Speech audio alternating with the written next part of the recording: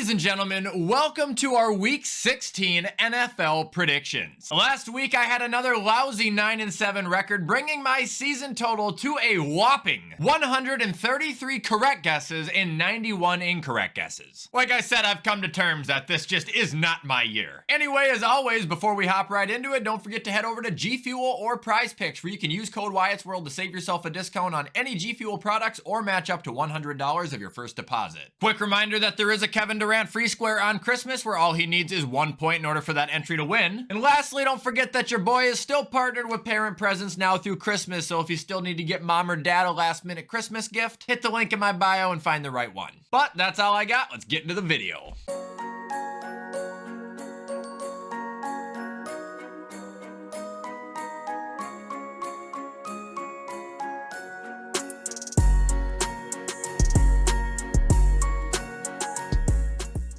Alright, so kicking off Thursday Night Football, we've got the Saints at the Rams. I got the Rams winning 30-10, beat their ass, Matt. The Rams were a team coming into this year that I did not think stood a chance, and now they're a team that I am pleading to make the playoffs because I know they will knock someone out. They are a better ran team than the Saints. They have been playing better and more consistent ball than the Saints all year long, and if you're asking me, this should be easy money for Sean McVay and Matt Stafford to walk away with win number 8. I'm behind you, LA. Get it done.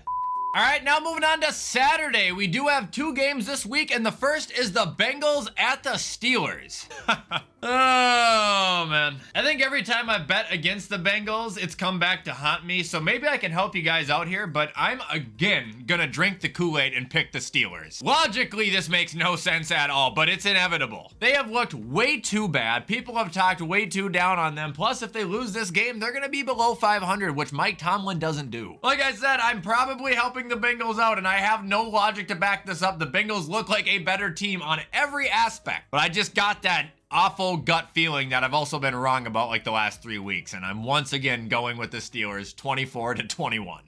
Moving on to the next game, we got the Bills at the Chargers, and I believe this is a Peacock exclusive game? I mean, why? What's next? An Animal Planet exclusive? A fucking Discovery Channel exclusive? A Disney exclusive? Anyway, I'm gonna take my Bills to win 23-14 here. Stay humble, we're not perfect. However, in recent weeks, we have looked really good, and the Chargers are basically just starting over fresh. I mean, seriously, what a killer would it be to have those last 2 weeks for us and then lose to Easton Stick and an interim head coach? Like I said, I don't expect a perfect game, but I expect the Bills defense to continue to go on this terror, and I think the passing game will wake up this week as well. Go Bills, baby, please don't let me down.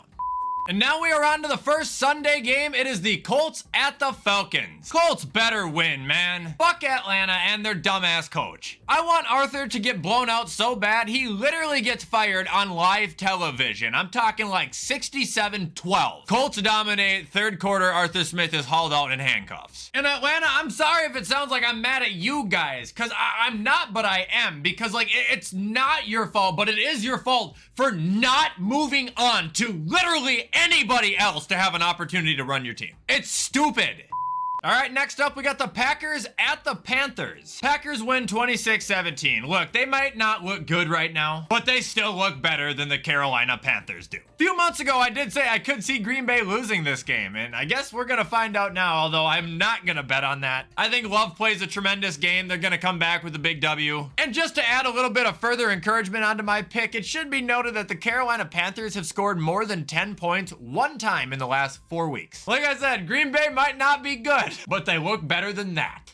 Now we're on to the Browns at the Texans, and as of now, 9:38 a.m. on December 20th, 2023, CJ Stroud is likely to be out. That was unnecessary. I just want to do the little umpire thing. But with CJ being out, that means, again, I am going to be out. Now, it should be noted that the Texans did prove me wrong last week. However, that was against the Titans and not the #1 defense in football. I think Cleveland is going to eat Keenum right up, and this is going to be a pretty commanding win for Cleveland, 27-13. I'd have faith in the Texans if this was against a different defense, but I'm terrified for them, man. I do not like this matchup. This is where you need CJ. Now it's time for the Lions at the Vikings. Sadly, I got the Lions winning by a point, 21-20. This should be a really good game from both sides, but I'm gonna make the prediction that Sam Laporta kills Minnesota. They're gonna be very focused on containing the run. They're gonna be very focused on Amon-Ra St. Brown, and it's gonna leave open some big windows for Sam to hit us with a nuke, or 2 or 3. Also, as much credit as I would like to give Nick Mullins on, being the gunslinger I advertised him as, I also am a little bit concerned that he's gonna turn the ball over in one of the dumbest fashions I've ever seen again. I don't hate the guy, but dude, what the fuck was that? And that'll bring us to the Commanders at the Jets. Nope, I don't give a fuck about this, do you? I don't believe you if you're saying yes. Couldn't pay me to watch this game, couldn't pay me to care about this game. My answer here is no. Commanders win, but that's all you're getting out of me.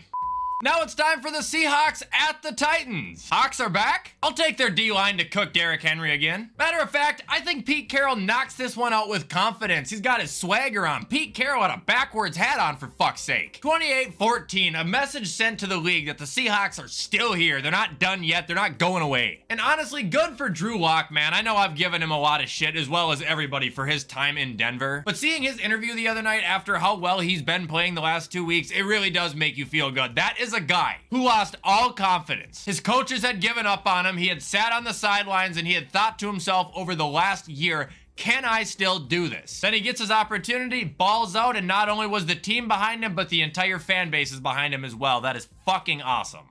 All right, moving on, we got what I think is going to be the game of the week. It is the Jacksonville Jaguars at the Tampa Bay Buccaneers. Ice cold versus red hot. 3 losing streak versus 3 winning streak. 2 division leaders who can't afford to lose. And I am actually going with what I would believe to be the upset here, and that is Tampa Bay winning 20-17. They have been figuring out offense in recent weeks, and I think the usage of all their receivers, K-Dot and plus Rachaad White, is going to be enough to stun Jacksonville. And yes, Indy fans, that does indeed mean what you think it means. I have the Indianapolis Colts ending week 16 in first place of the AFC South. And now we got the Cardinals at the Bears. Nah, this is another one that you could not pay me $1,000 to sit down and actually watch. Fuck that. Bears win 24-20. Give me the next game right now. And that'll bring us to the Cowboys at Miami. This is my dad's pick, FYI, so stay tuned for that. And as for my pick here, I really want to take Dallas. My plan was to take Dallas all the way up until this morning, but I can't do it, and unfortunately, I think Miami's actually gonna beat a winning team for once. Look, Dallas for 1 is not good on the road. Dallas for 2 is gonna get murdered by Mostert in a cane. This really sucks because we need Miami to lose, but I think they beat the Cowboys 33-21. I am sorry, Dallas. I still like you guys. But not only did last week, give me a hope for my own team, but it scared the shit out of me for you guys. And now that you've gotten to deal with me, well, now it's time to deal with my dad. Hi, WyattzWorld junkies. It's Wyatt's dad back for another pick. Caught me. I was just wrapping up a special present here for Jerry Jones, putting a little bow on it because he's going to need this thing. Last week, if you recall, I picked Dallas to lose to the Buffalo Bills and be further exposed as the pretenders that they are. I was right. They got beat like a dirty rug. And I was surprised a little bit, and I hope Santa wasn't looking at this list at the comments. Some of the comments were, there's no way Buffalo Bills are going to beat the Cowboys. They're going to whoop the Bills' ass. Another one was, they're going to stomp the Bills.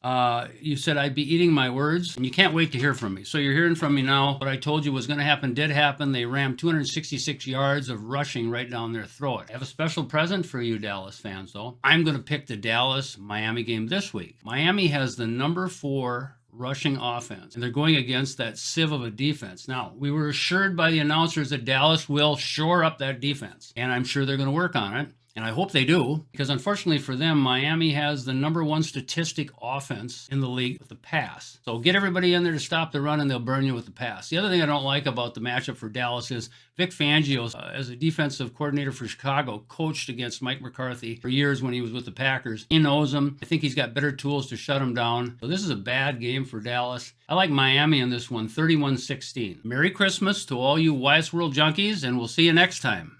All right, now we're on to Sunday Night Football. It is the Patriots at the Broncos. I think Denver bounces back with a good victory at home, 28-17. Things aren't perfect there, but they are very much still alive, and this is going to be a fantastic game for them to get back up on their feet and on the right track again. Denver, there is logically no reason you should lose this game. You're a better team, you're at home, and this is on Christmas Eve night, so give the Patriots the biggest gift of them all, a fat fucking L.